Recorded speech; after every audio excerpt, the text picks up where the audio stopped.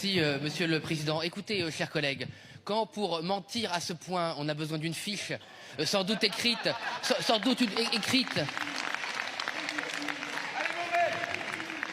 par je ne sais quel esprit, sans doute, qui vous a mal inspiré, chers collègues. Ou alors peut-être en avez-vous parlé avec Madame Brulebois, parce que c'est exactement la même. Donc on a besoin, si vous voulez, en seulement une demi-heure d'une fiche pour répéter la même chose. Vous savez, en droit, puisqu'on a des grandes leçons de droit, vous savez, en droit français, normalement, on n'a pas besoin de répéter 2 fois la même chose et on n'est pas jugé 2 fois pour les mêmes conneries. Donc là, sincèrement, vos leçons de juridisme, vous pouvez vous les garder.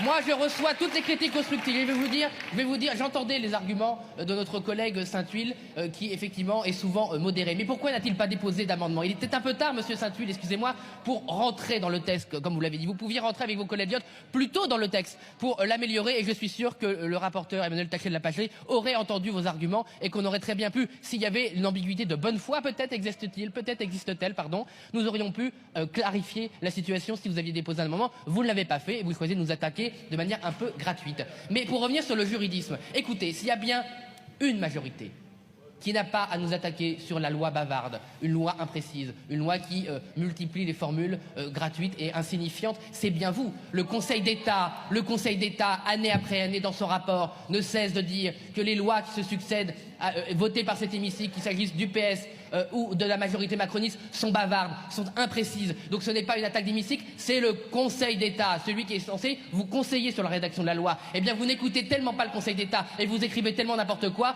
que le Conseil d'État est obligé de vous dire que vous êtes bavard, incompétent et inutile. Gardez donc vos leçons.